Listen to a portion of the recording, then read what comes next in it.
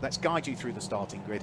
Danny Kassar starts from pole position, and alongside is Manoj Patel. Row 2 of the grid is Feroze Bilamoria and Russell Hurd, with row 3 being John Warburton will start at the wheel of the indecently quick Mark 1 Volkswagen Golf, alongside Adam Brown, who is now at the wheel of his Ford Fiesta, his regular car.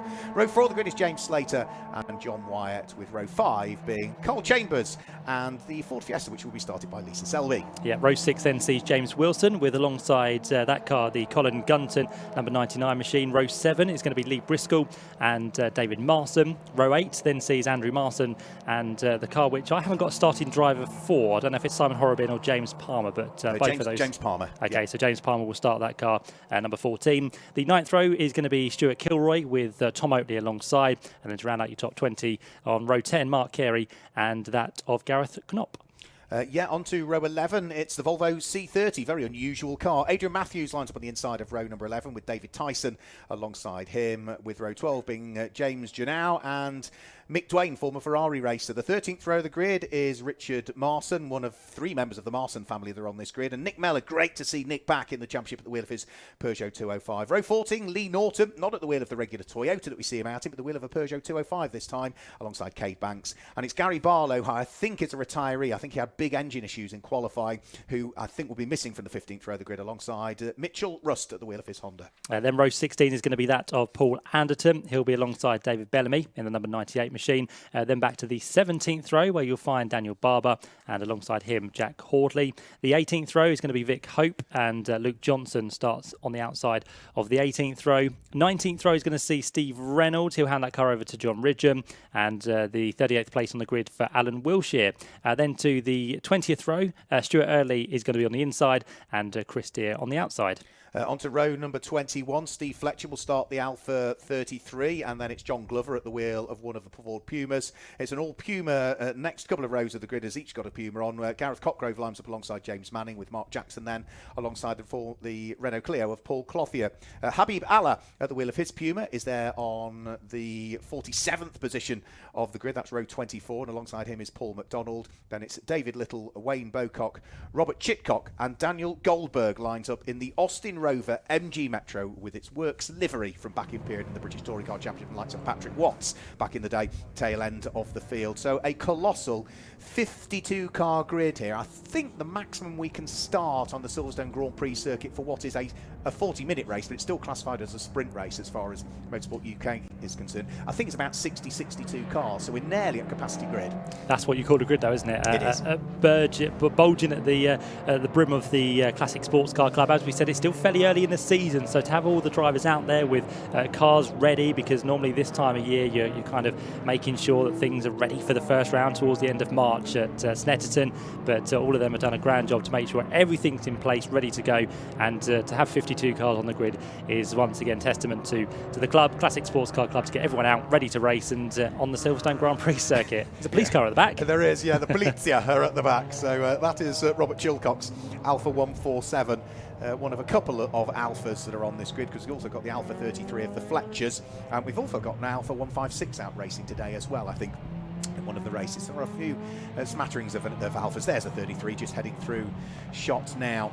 So didn't quite pick up as to whether Manoj Patel had been able to start on the front row of the grid, or whether it is just Danny Kassar. So it's if there's a silver Honda with yellow flashes to the bonnet of it on the front row of the grid, we know Manoj is out, but he did just retire in that race earlier on. Maybe he retired in that race earlier on because he wanted to make sure he was available on the start for this one, and yeah, that was probably the case. Yeah, brought the car in early in the earlier race because he wanted to make sure he didn't miss this one. Yeah, this is one he's more interested in to do well, and yeah, being the Open Series, he decided to pull the car in a little bit early. So we are almost good to go. 52 cars hopefully going to bunch themselves together and get themselves safely through the first corner at Copse. It's going to be a great race to look forward to. 40 minutes, once again a pit stop to look forward to. This is the first race of the season for the Co-ordSport tin tops and the Lohen turbo tin tops, and also the Puma Cub. We're about to go racing once again as the cars work their way up towards the line. Danny Kassar and Manoj Patel both going solo for this 40 minutes, working their way now towards the start line. Very, very tightly bunched as they come up towards the red lights, which go out now, and the power gives way to Danny Cassar, making a very good start there. Also, the Integra Russell Hurd hasn't made a bad start from the second row, but can he make his way past Manoj Patel in towards the first corner?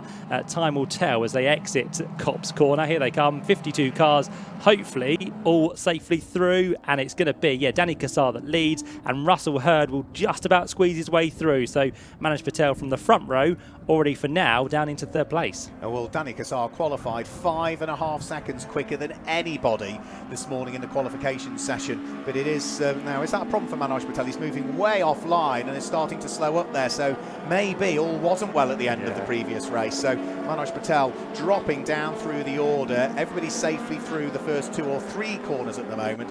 It's a Honda Integra DC512 at the moment. Danny Cassar leads the way from Russell Hurd, but just look at that huge grid of cars all having to weave their way through and past Manoj Patel, who's doing a sensible thing. He's indicating to the left, he's staying well out of harm's way. The white flags are coming out to forewarn the drivers. There's a slow car ahead. Adam Brown's made a good start in that Ford Fiesta from the third row up into third place already. So again, a quick peddler in a previous race we've just seen with Danny Cassar, now on his own for this one and doing a great job there as all these Clios get themselves together through Club and Vale. That one there a little bit further back, that's going to be the number 16 car, trying to make some places up as they work their way towards the halfway stage of this first lap. That's Tom Oatley. They're going to be 3 wide through the corner, but again, halfway round, all bar Manoj Patel have safely made it through. And of course for Manoj, it's only due to what possibly could be a mechanical problem. Yeah, poor old Manoj Patel having had problems there. Up towards the braking area for the first time, in towards Village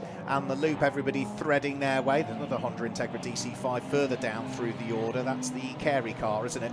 That's further down through the order, Mark Carey's car. But again, everybody's still just making sure that they are just driving sensibly. You know, long race to go, coldish tyres. Let's get everything up to temperature, and then we can really press on. Danny Cassar leads the way, Russell Hurd second, Adam Brown in third place. That's James Slater that's there in fourth place, but under pressure from the Scirocco, which comes from a long, long way back in the hands of Rosie Bellamoria, and outbreaks themselves, which means that James Slater goes back up straight away into fourth position.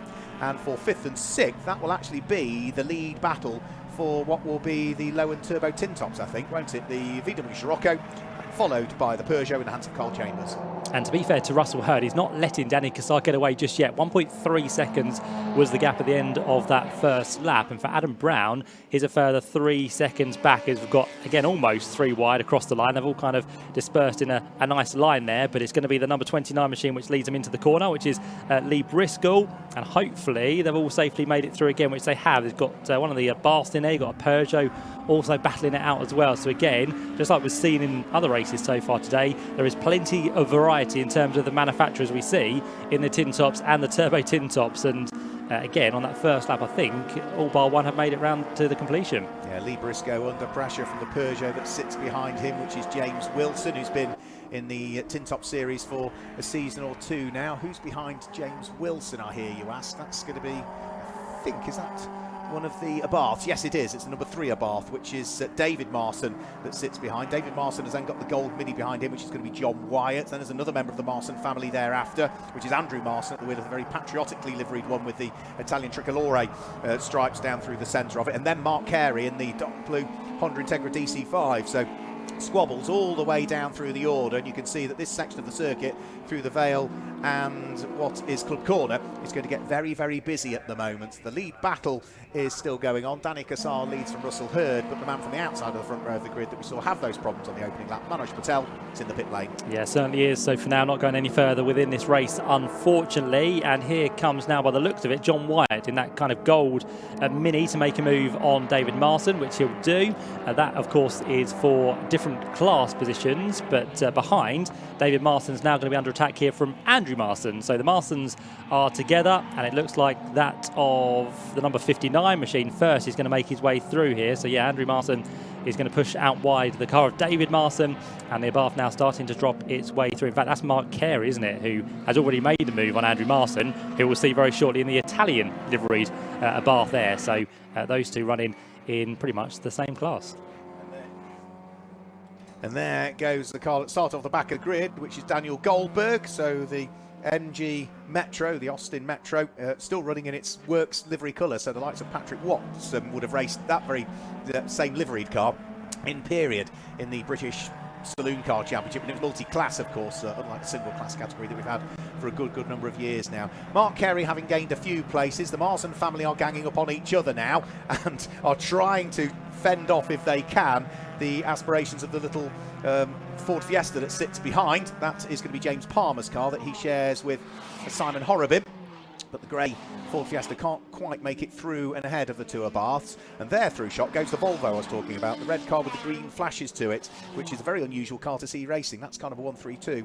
Adrian Matthews, who we've also seen out racing things like cars in the Puma Cup in the past, which are part of this race we've got out on track. Yeah, we're going to see a bit more of a souped-up Volvo a little bit later on, aren't we? But for now, this is a more standard tin top that we have within the field. It works its way again down towards Maggots and Beckett's, trying to make up some positions now as we head on to this third lap of the race, but it is still out front. Just to let you know, Danny Cassar that leads the way by, well, it has extended, to be fair, so he's getting back now to his qualifying pace with a gap of just over 5 seconds between himself and Russell Hurd, and Danny has just done, in fact, the quickest lap of the race there with a 2:23.835, so that continues on. But this great fight at the minute is continuing as well, because the Baths over the last few laps have just been under attack, haven't they? This is now Richard Marsden, who is going to be under attack from the Ford Focus, which works his way down through the right-hander off the hanger straight. Behind that is the Volvo, as we said, of Adrian Matthews, so a nice tight battle here. And they're also catching the Ford Fiesta just up the road, which is the number 7 machine of Lisa Selby, which in fact has dropped from where it qualified, but I think it's fair to say Toby Harris will be slightly quicker in the second part of this race. Yeah, so busy section of the circuit at the moment, so past the wing. So Lisa Selby coming under attack from the first of the Abarth, which is Richard Marsden, the number 6 car. Then we've got the Colin Gunton driven Ford Fiesta, followed by the Volvo and everybody else thereafter.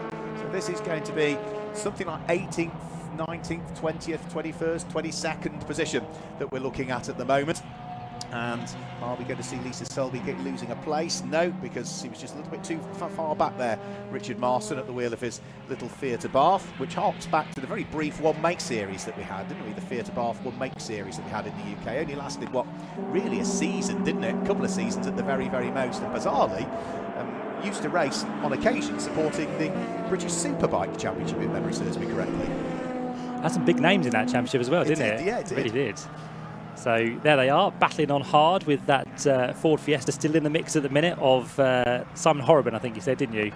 No, I think that's James Palmer starts that one. I'll make a note of that now. My apologies. James Palmer then is the man who's still trying to attack the Abarth ahead of it as they work their way through.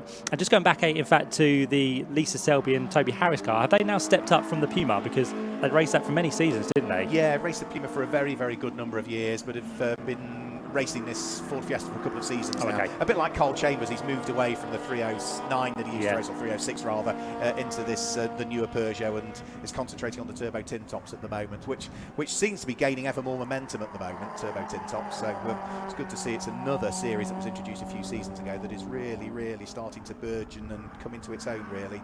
Adam Brown we're looking at now, which is the third place car. Tried to hunt down that all-white Honda Integra DC5 of Russell Hurd that lies ahead. There was 0.8 of a second between the pair of them as they came over the start-finish line. There's even less now as they work their way through Club Corner. The Ford Fiesta, the outside line, a bit more momentum, might try and squeeze his way through, but is he going to lose out of puff in a straight line?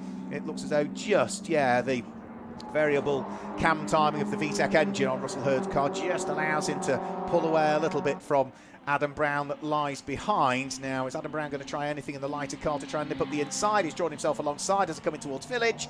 Through goes the Fiesta, up into second place. Russell Hurd down into third. Yeah, this is the part of the circuit where Adam Brown should excel for the next couple of corners, but then onto the straight they'll go once more. Russell Hurd might have the opportunity to get that second place back, but we'll see what happens at the end of the Wellington straight. And as it goes, the gap now between the top two is 10 seconds, so already out of picture has gone Danny Cassar, very shortly heading up towards the start-finish line, and a big lock up there on the left rear as they work their way in towards the left-hander at Brooklands, but surprisingly, really, Adam Brown, in terms of the power, has managed to hold on to that second place ahead of Russell Hurd. So it should now start to get a little bit easier for Adam to keep this second place. But I'm sure Russell Hurd in that Honda Integra will have other plans on trying to get back through. And then just behind, you can still see Feroz Bilamoria in 4th place, and 5th place is currently the number 27 machine of James Slater.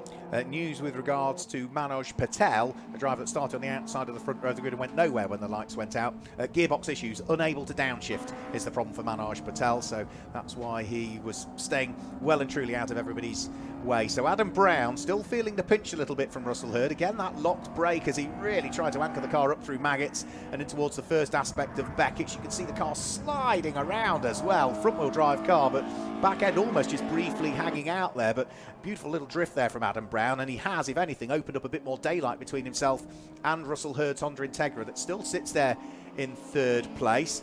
4th at the moment will still be the car that leads the Lohen turbo tin top section of the race for those with forced induction, as Russell Hurd has a nip up the inside, the big long hanger straight favouring the Honda. They almost lean on each other. Problems also out on circuit for the MG Metro of Daniel Goldberg that seem to be slowing, but in a straight line that Honda has the advantage over the Fiesta, doesn't it? And all Russell Hurd needs to do is really sit on the rear bumper of Adam Brown and see what he might be able to do, either along the hanger straight, or I would say less so the Wellington straight, because it's a shorter straight, isn't it, really? Indeed, and just going back to that, the corner at the end of the hanger straight down there towards Stowe, you could hear the engine of Adam Brown screaming. It's at its limit as it comes off the hanger straight, so what a shame for the car. We can now see on the screen Daniel Goldberg, that has not really pulled off, but is kind of on the curb, just trying to find a way out. But as it stands, that might bring more drama in terms of either a code 60 or an actual safety car here. Yeah, unfortunately he couldn't turn off to the left of the circuit. There's a gravel trap there, so I think he was trying to get to the end of the gravel trap and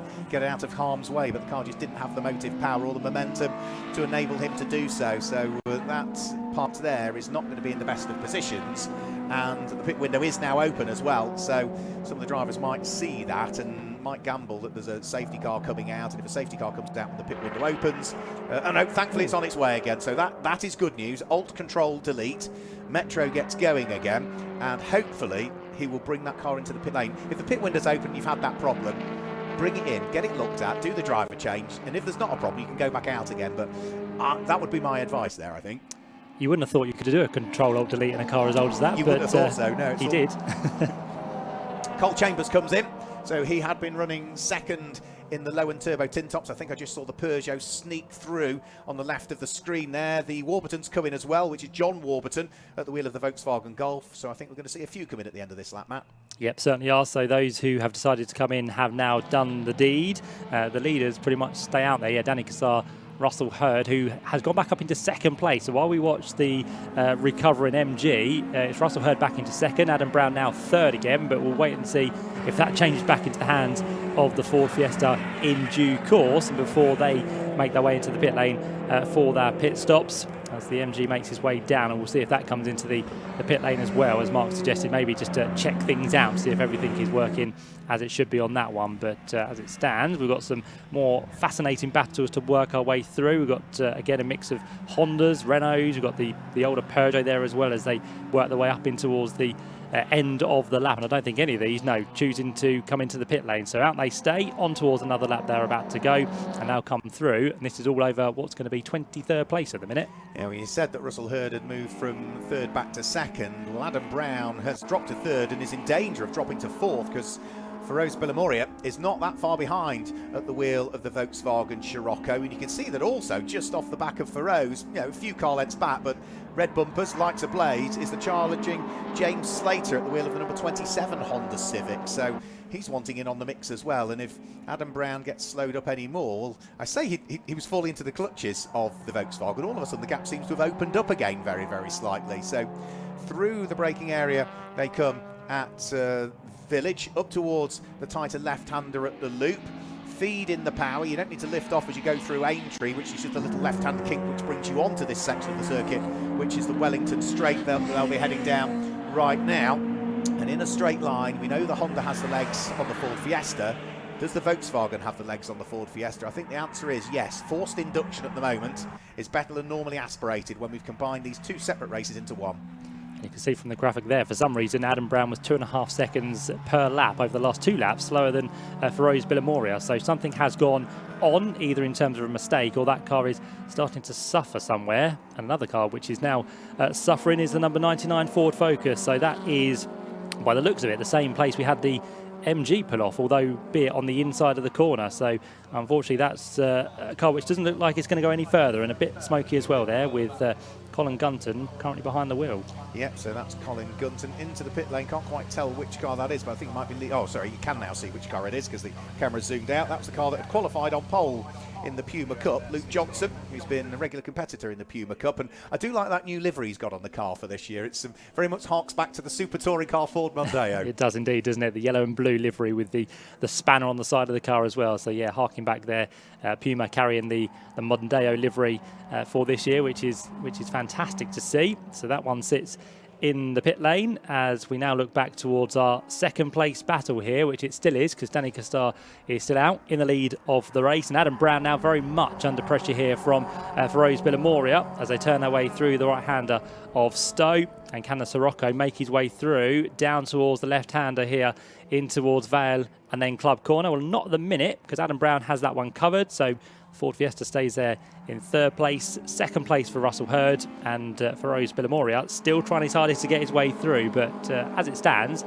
the main thing for Feroz there is he does lead his class in terms of the turbo tin tops. Yeah, and is at the moment comfortably leading it because the car that is second of the turbo tin tops is going to be that gold Mini that you were alluding to a few laps ago, which is John Wyatt at the wheel of the supercharged R56. Now, Adam Brown, is he going to try another little nibble here? He's very late on the brakes, heading in towards the braking area for Village. Yep, through and up the inside of Russell Hurd. Russell Hurd will try and fight back, but needs to close the door for Rose Bilamoria, who dives up the inside. So 2 places lost there for Russell Hurd, but more importantly, 2 places lost, and one of them is to a car that is now leading the Lohen turbo tin tops, and that is the Volkswagen Scirocco that now picks up the lead of the turbo tin top section of the race. Down the straight, though, we know both of these cars that have forced induction are quicker than the Ford Fiesta in a straight line. Adam Brown is the meat in the sandwich. Is he going to back out of it? No, yes, he does.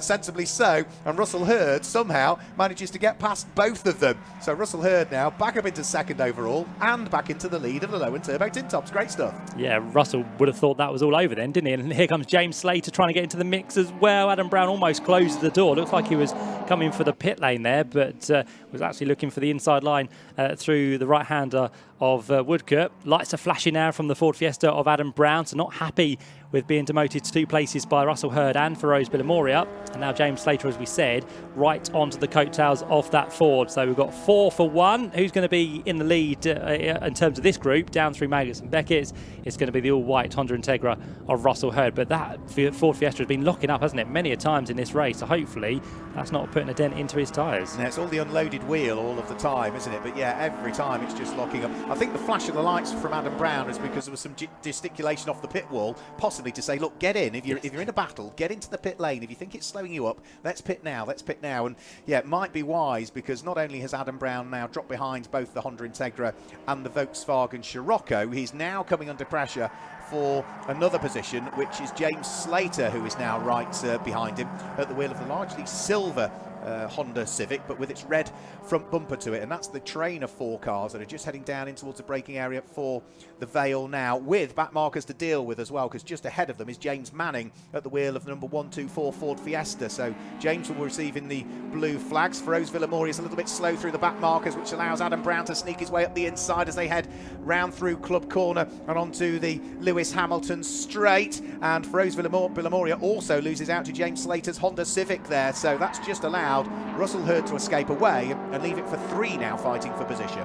Yep, certainly has. So Russell Hurd trying to break away as best as he possibly can, but they are going to have to be wary of the pit window, which has around about 6 minutes left now. So they're going to have a couple more laps left out there on circuit before they have to make their rounds of pit stop in this 40-minute race. And James Slater now the man looking to be on the move as Adam Brown there right out on the exit curb. James Slater was wide as well, and Feroz Bilamoria is going to get that Sirocco back down the inside line, so he will see himself what's going to be now up into, I think, 4th place once again. And all of this squabbling for 2nd, 3rd, 4th, 5th has all played beautifully into the hands of Danny Cassar, who has just been pounding the laps in and all of a sudden has continually opened up the lead to what is now round about, I think it was 20-30 seconds last time I looked. So are we going to see second, third, fourth or fifth come into the pit lane this time through? Russell Hurd looks as though he's destined for the pit lane. Adam Brown looks as though he's destined for the pit lane. James Slater stays out, but Feroz Bilamoria comes in as well. So of all of those 4 cars that were squabbling, only one that stayed out was the Volkswagen Scirocco. And I think Adam Brown's going to be right up behind Russell Hurd as he comes into the pit. In fact, he's got past Russell Hurd before they got to the pit lane line there. So Adam Brown was attempting to get in as quick as he can, and he's found himself in before Russell Hurd. The other one that came in there as well was Feroz Bilamoria. So this might play now into the hands of James Slater, who's got clear air for the best part of the whole lap, who have probably a little bit of traffic to deal with. But if he gets some clear air here, he might be able to leapfrog the likes of Russell Hurd and also Feroz Bilamoria. So this could play nicely into the hands of the number 27 machine. Yeah, we'll have to wait and see as what he might be able to do. So the mandatory pit stops for the turbo tin tops is 1 minute and 30 seconds. It is exactly the same also for the tin tops for this year, and that is a change to both of their regulations, because it used to be as fast as you possibly can. Retirement, I'm afraid, and that is the Chris Warburton number 81 Volkswagen Golf that is out of the race. It had conducted a pit stop, so I'm guessing it was Chris Warburton who'd only just taken over that car. And into the pits for tyre pressure adjustments for his mandatory pit stop also comes the number 29 Renault Clio of Lee Briscoe.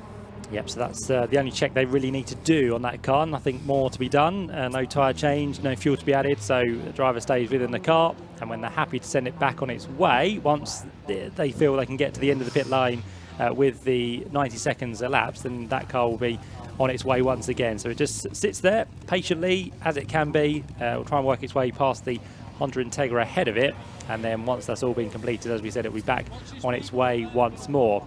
James Slater, by the way, as we said, continuing out there. He will be possibly at the end of this lap into the pits. We'll have to wait and see. It's going to be close. He might get one more lap if he wants it, but of course we're doing 2 minute 30 second laps for the tin tops, so he might decide to just play it safe and come in on this occasion. And as they exit the pit lane, you can see there that Adam Brown has definitely now found his way ahead of Russell Hurd, who in turn has been passed by Feroz Bilamoria as well.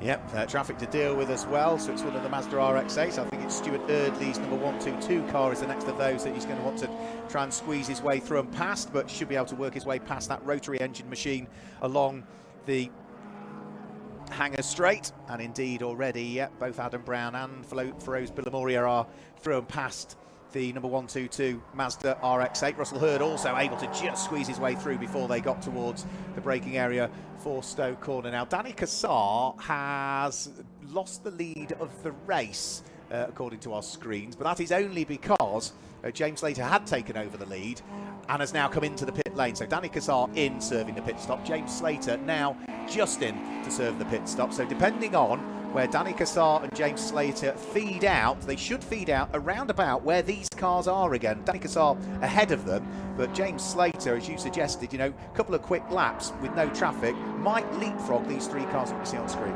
Yeah, it's nice to see that the battle has recommenced after that pit stop for all 3 of them. Nothing to choose between the Fiesta, the Scirocco and the Honda Integra, and I think you can just about squeeze a Honda in there somewhere. So James Slater might be lucky just to get himself back into this mix somewhere, but as we said, he'll be hoping to be ahead of all 3 of them to make sure that extra lap would have got him the gap he needed to pull back out in second place. But time will tell, and it won't be too much longer, because as this battle for second place works its way down the Wellington Straight, very shortly James Slater will be released from the pit lane, as there again Feroz Bilamoria goes for the inside line at the left-hander of Brooklands. He's going to have the outside for the next corner, which is going to be the right line this time round, and we'll see that Scirocco stay for now in second position. But would it be second position by the time they get to Pops Corner? We'll have to wait and see. I would have thought it would still be second position for Feroz Bilamoria, because we know that the forced induction cars, the likes of the Volkswagen Scirocco and the other cars that were in the mix as well there, are going to be slightly quicker in a straight line than normally aspirated Ford Fiesta. So Feroz Bilamoria, yes, still ahead by the time to get towards Cops Corner. Now, where did James Slater feed back out relative to these cars? Can't see him on track either ahead or behind at this stage, so might just need to see maybe the next lap as to where that Honda has fed back out again. I think he's quite a way up the road, Mark, to be fair. I think he got out in good time there. So James Slater, I think, is already down somewhere towards the right-hander of Stowe Corner. And these cars we were looking at now only working their way halfway down the Hanger Straight. So I think that is the situation. Still waiting for Danny Cassar to come through in the lead of the race. And there he is. There is the man we were talking about, James Slater, car number 27. And we're going to have to wait quite a while, I think, before the next gaggle of 3 cars come back into sight. But that worked out a treat, didn't it? Got in late, did that extra lap with some clear traffic. The pit stop was nailed nicely, and James Slater now has no one around him to bother him. Well, he's got a bit of traffic, but that's just slower cars than him that will be receiving the blue flag. And in the background now, you're absolutely right. Yeah, you can see the cars that he had been doing battle with. So just leaving it that extra couple of laps to come into the pit lane has really aided the course of the number 27 Honda Civic, who is now looking to try and squeeze his way through and past Richard Marson's car, which he manages to do in towards the braking area for Village Corner, up towards the loop. Back marker's dealt with. He can just watch out through the windscreen again, concentrate on getting the corners right, getting the braking points right, getting the apexes right, shifting through the gears without a problem. We have 14 minutes and a bit of change of this race still to go. Danny Cassar now has retaken up the lead of the race now that we have cycled through the pit stops. The pit stops are now closed. However, there is one time penalty in the pit stop, and that is for car number 127 for an unsafe release, and that's an important one. For Rose Billamoria is car number 127. That will serve a 30-second penalty as an unsafe release. And that is a long time, isn't it, in the pit lane? We spoke about how long the pit lane is here at Silverstone as well, so that has got to be added to it. So it's going to be the best part of 60 seconds. That it doesn't say it's a 30-second stop-go. Oh, okay. So I'm wondering if it might be post-race. I don't know, Matt. No, you could be right. Yeah, you could be right. So he needs to be about 30 seconds, though, doesn't he, over the rest of the guys around him. So that's going to be a hard task for Rose. I was just going to say the pit window is now closed, and there was a couple of cars who hadn't come in. I think one of those was Richard Marson, and a spin for Danny Cassar, the race leader. Just managed to catch it there. He was trying to pass some traffic, and that was a lucky escape, I think, for Danny. It was, yeah. It was Ray Kirschberg at the wheel of the Metro that he was trying to work his way through and past, and I think there was, well, almost contact between the pair of them. I didn't quite see any contact, but it was very much at the back end of the incident that I caught it and just pointed it out to your attention. So I think we're going to get a quick replay of what happened. Danny Cassar, crumbs, launches it over the sausage curb, almost takes the sump off the Honda Integra, and Ray Kirschberg saw him coming, but Danny was so keen to try and press on. Dangerous place to do it, that, because not only can you damage the car on those sausage curbs, I have seen cars pushed into a roll before. If they hit that sausage curb at the wrong angle, it can go over. And it's one of those things to say, he didn't really need to go for that move there, did he? He's got a big enough gap. Yeah. But the racer is the racer, and they'll go for every single move they possibly can, whether it is a back marker or not. But Danny Cassar survives this one. He still leads by well and truly 43 seconds and has still kept on top of that fastest lap of a 2:20.986. So Danny Cassar still working his way nicely through the traffic. Again, we'll have a quick look at the top 10 once everyone has served their pit stops. Richard Marson was one of those who I think was late in once the pit window had closed, but he is now into the pits. And I think the other one as well was a little bit lower down, the number 60 car of Jack Hordley, but he has now decided to come in with 12 minutes to go.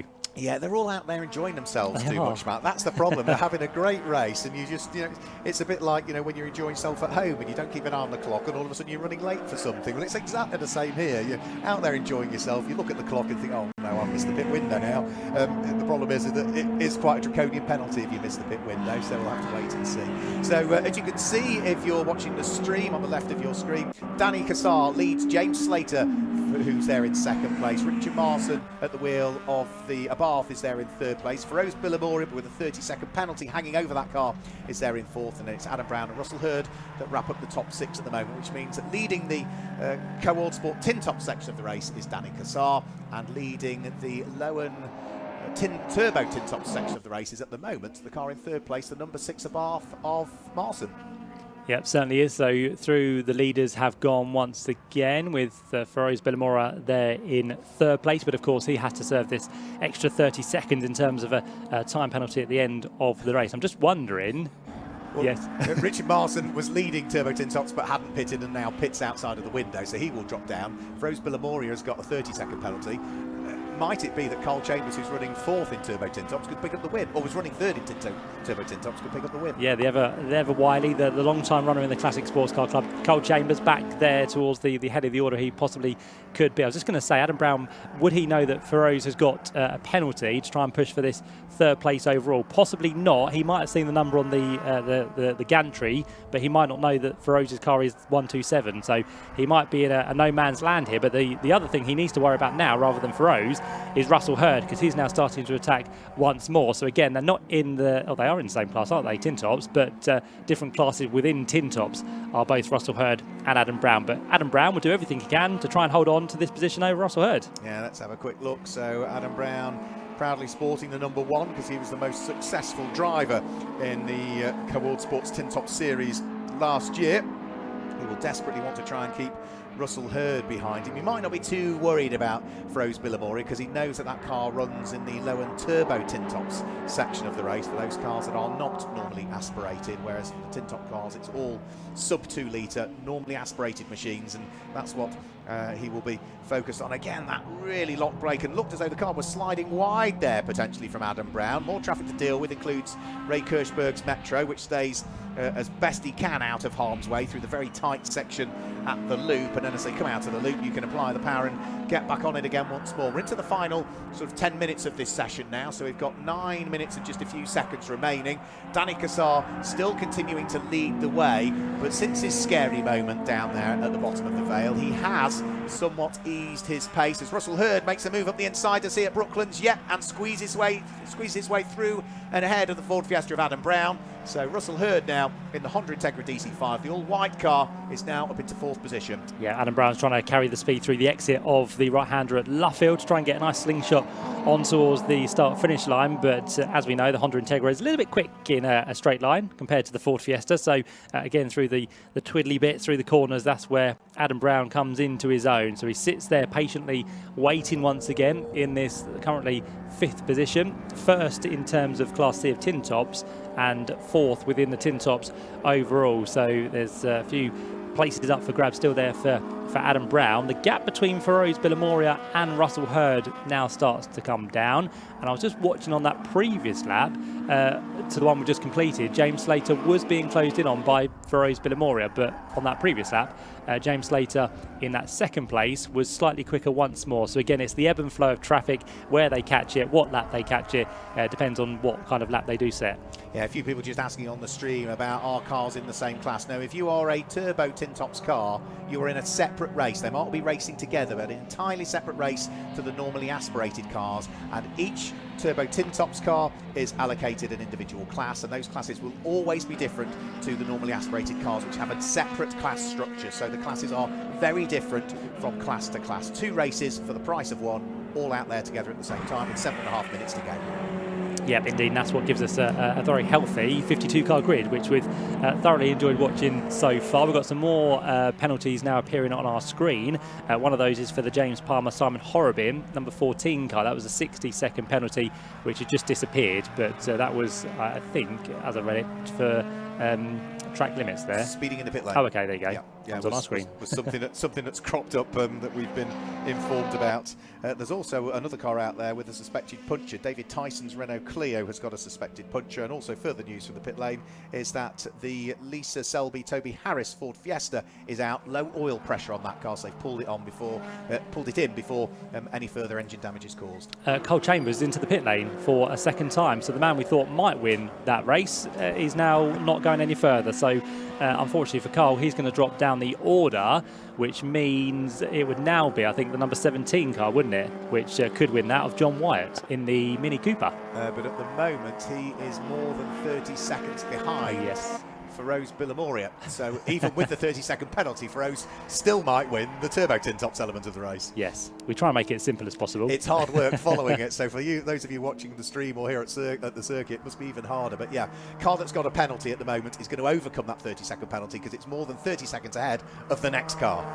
There we go, nicely done. Someone who is not in any danger at the minute, I don't think, is Danny Cassar, who still leads this one, 46 seconds. So after that little bit of a scary moment, the pace has just dropped off, not by a huge amount, but he's still quicker than all of those behind him. So Danny Cassar is out there. James Slater, is he being caught? No, that one has stabilised as well, so I think he's fairly comfortable in second place. That is overall and of course in class.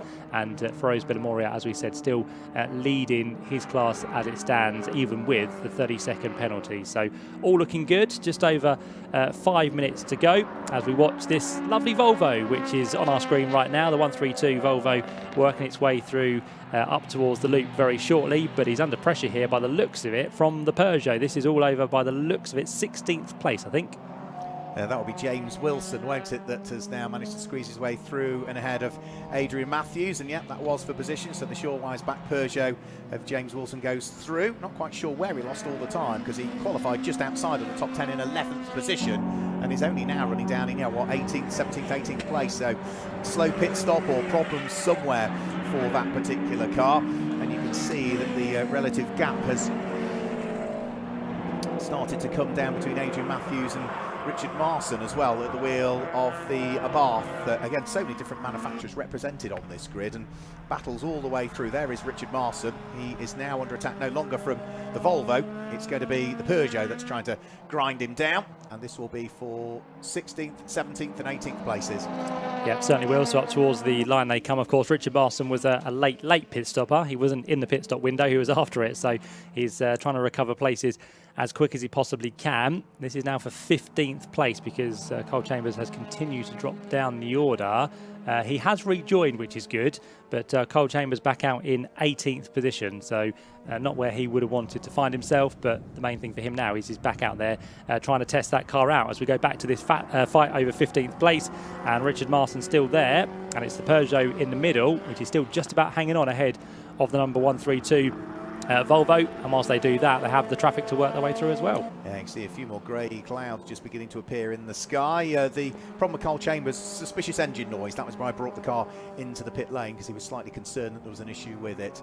Danny Cassar still working his way through and past the traffic. He's just got past the number 16 Renault Clio, which is going to be Tom Oakley. Behind Tom Oakley is the very patriotically liveried Fiat that he's also managed to get his way through and past. So now he can concentrate his efforts on the clear road ahead. And there was a big wiggle there as he came in towards Abbey, because he was trying to utilise as much as that curb on the left-hand side as he could. And I think it just unsettled the car as he wanted to lean on that tyre. So a bit of a wiggly moment there.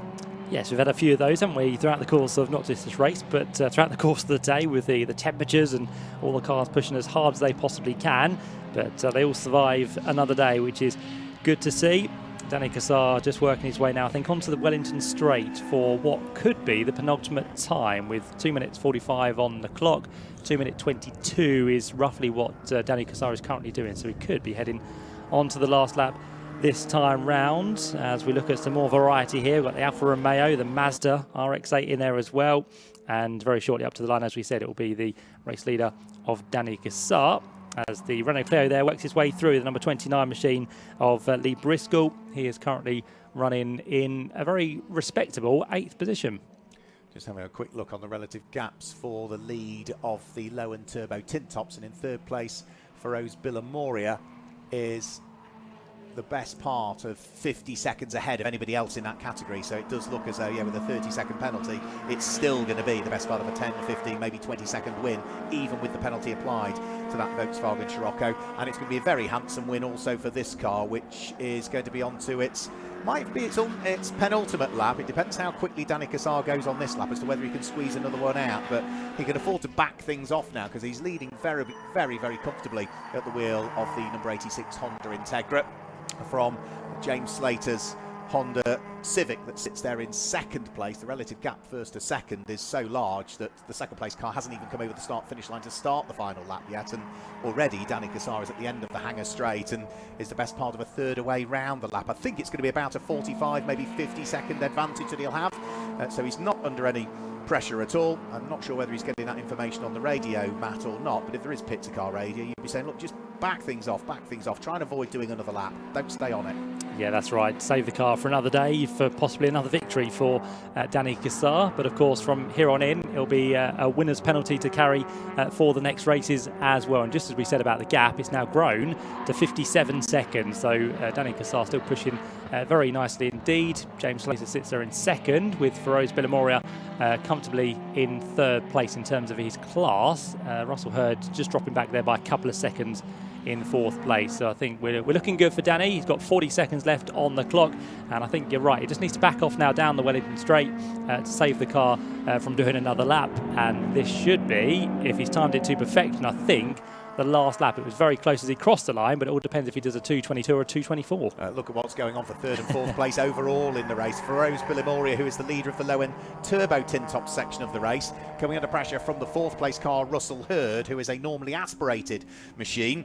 So those two cars still busy squabbling away for overall position, but for Feroz Bilamoria, yes, an overall podium would be nice, but doesn't matter if the white car behind goes through, you would still win the turbocharged aspect of these two races combined as one. The Lohen Turbo Tin Tops victory would still go that way. Danny Cassar over the start-finish line, but just before the clock ticked to zero, I think. So he's got one further lap to do. He didn't quite back things off sufficiently, so he's now going to have to do another 3.66 miles of the Silverstone Grand Prix circuit. And hope there's enough fuel in the tank, which is always a worry. But yeah, the checker flag was at the ready, but as he pulled it out, he went through, did Danny, so that was missed, unfortunately. But he'll go for another lap here and hope everything is good. But it gives us a chance now to watch this battle for this lap and also another one. So Feroz Bilamoria is carrying on in third place. Russell Hurd just off the coattails at the minute. Of course, this is not for class honours or battle. This is separate classes in terms of turbo tin tops and tin tops, but it would be third on the road as they turn away now down off the Wellington Straight in towards the left-hander of Brooklands, already through there in towards the right-hander at Luffield. And is it still going to be Feroz? Yes, it is just about there. The Sirocco ahead of the Honda of Russell Hurd. Yeah, so Russell Hurd almost running just out of road there, coming out of the sweeping Luffield corner. I thought for a split second he was going to dip a couple of wheels into the gravel trap, but it was just a sort of a bounce over the curb on the exit of the corner as he tried to get the power down as early as possible, and perhaps the car washed out a little bit in a straight line. He's begun to close up again on the Volkswagen. Down the hang straight we can also see some good fights going on still. So that's Tom Oatley at the wheel of his, is it Tom Oatley? No, it's not, it's the other similarly coloured one. It's James Janau at the wheel of his Clio, trying to stay out of harm's way as other cars going to try and go through and past him. But for Danny Cassar, he is well on course for a race victory. 62 seconds is what he leads by as the clock has ticked to zero. Without question, he is now on his final lap. Yep, it's been another dominant performance from Danny Cassar as he works his way towards the end of a lap. This battle is not quite over though. Feroz Bilamoria and Russell Hurd, of course, with the 30 seconds. It will be Russell who finishes there in third place, but on the track it's still Russell Hurd who wants to finish ahead as they take the checkered flag. He's going to try and look down the inside as they work their way in towards the left and right flick of Vale and Club. And when he gets the job done, he's going to try at the last minute. He does, and through goes Russell Hurd. Bit of a lock up there from Feroz Bilamoria, but for the first win of the year in the Co-ordSport Tin Tops and Lohen Turbo Tin Tops, it goes the way of Danny Cassar, who crosses the line there in dominant style with lights are flashing. Unfortunately, Jack Hordley has gone for a spin on the last lap as well. That's the Mazda RX-8, which is facing sideways down at the end, I think, of the Wellington Straight. So that's down through Brooklands in towards Luffield. But yeah, Danny Cassar through as the race winner. And I think we could have another penalty coming our way as well here for James Slater. I think you're right. I think there's a few cars that picked up penalties towards the end of this particular race. So Feroz Bilamoria now through ahead of Russell Hurd, who runs very, very, very wide, heading round through the loop for the final time. Just couldn't get the car turned into the corner. So it is going to be James Slater who is going to finish potentially second on the road, but may well have also picked up a time penalty for transgression of circuit limits or some sort of pit lane infringement. Feroz Bilamoria looking as though he's going to finish third on the road, and Russell Hurd, who was running second at the start of this lap, I think may well have dropped down through the order, so it's really going to shuffle the order. The only thing we know of for sure at the moment is Danny Cassar's the winner. Certainly is, yeah. He's gone through, he's up there. He's won by what looks to be 1 minute and 41 seconds. So a huge winning margin for Danny Cassar. On the road, it's given second place to James Slater, third place for Feroz Billamoria, but both of those have received penalties, we understand. So Russell Hurd goes to second. So that's first for Danny Cassar in tin tops, second for Russell Hurd in tin tops, third for James Slater in tin tops. First of the turbo tin tops home is Feroz Billamoria. He should hold on to that because we're still waiting for the number 1 Ford Fiesta of Adam Brown to come through. And then we should have, next up in 6th place, number 17, which is John Wyatt, ahead of the 189 machine, which is not too far away in 7th position. So that should be through very shortly to round out the last of the cars actually on the lead lap. So the dominant drive there from Danny Cassar meant there was only 7 that finished on the lead lap, and that was Mark Carey who came through in 7th place. So last of the runners come through all the way down to what's going to be probably 45 or plus finishers after the 52 strong field we had to start this tin top race and also the turbo tin tops.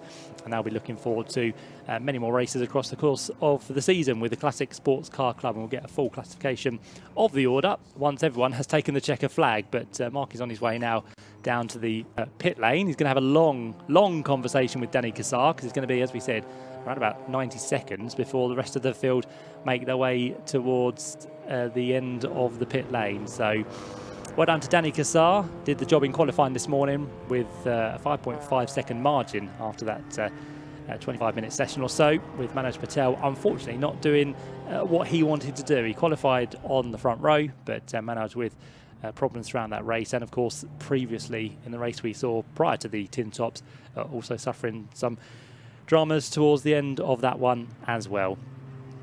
In terms of your classification for race number 3, it's Danny Cassar, as we said, with the win. 17 laps completed. He wins in the end by over 75 seconds, with Russell Hurd in the Honda Integra coming through in second. James Slater picks up third place after that penalty, and Feroz Billamoria, another man with a penalty, comes through as your turbo tin top winner.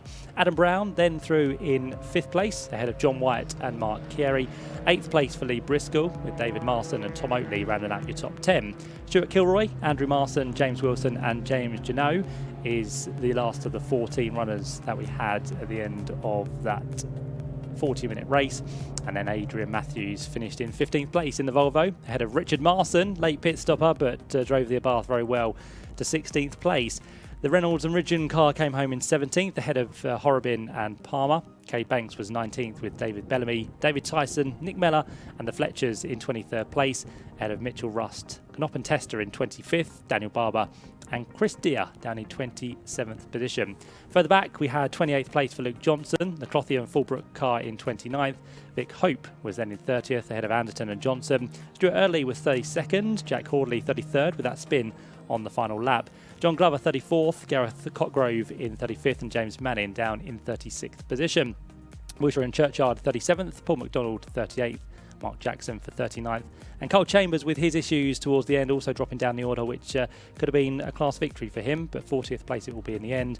And then the final runners of Goldberg and Kirchberg in their MG Metro, Selby and Harris in their Ford Fiesta, the Warburtons in 43rd were non-finishers along with Robert Chittick, the Guntons and Manoj Patel with the problems as well. So a few were dramas in the first race of the season, but the majority of that 52 car field made it to the end, and as you can see now, all of them very much appreciative of what the marshals have done so far today, showing their appreciation to everyone out there on the banks here at Silverstone on what is a very cold February day, but as it stands, still dry, and we're looking forward to much more racing this afternoon with 3 races still on the cards here at Silverstone. So do stay with us for all of those, because on the way very shortly, the second race of the day for the Co-ordSport Magnificent Sevens. But before we get to that, we're going to head once again back down to the pit lane with Mark Werrell.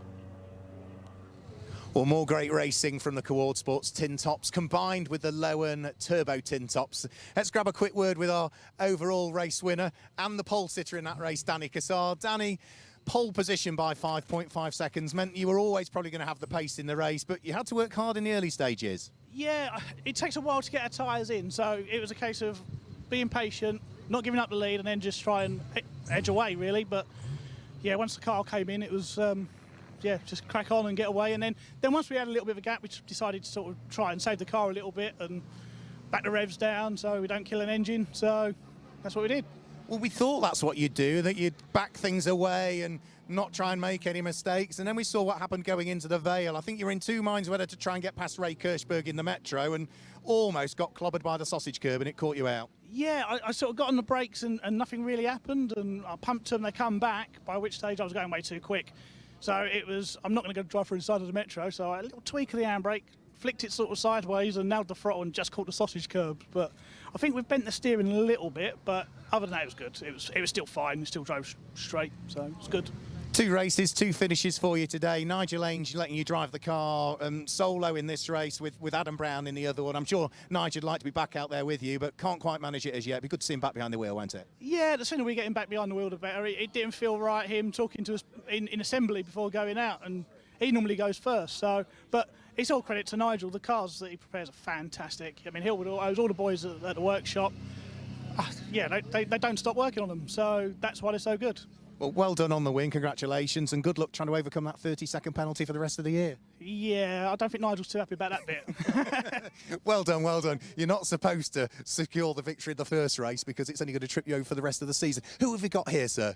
Luke Johnson in 163 Puma. Luke John, you qualified on pole in the Puma and just seemed to sort of just have the pace over John Glover all of the way. Yeah, it was a bit hectic at the start with lots of different pace cars out there. I think it was quite chaotic, but we managed to stay out of trouble on the first few laps, got a bit of clean air, and the car was pretty quick. So, and back for another season in Puma Cup, but with a different livery. Yeah, same car, but we've got a wrap on it this year. So we've got an old, I think people might remember the touring car from the mid-90s with the Rapid Fit livery on it. So we've opted for that today, and it looks pretty smart, I think.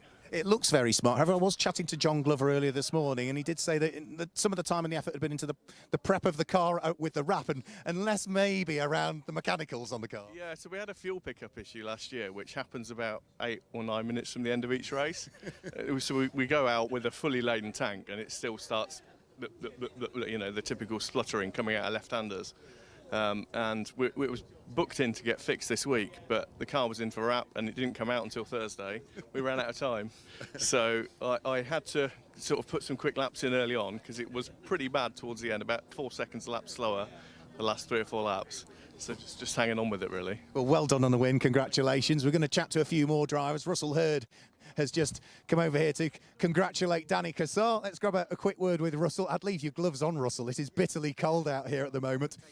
You seem to be quite a busy man there. Oh, it was a great race, actually. Good fun.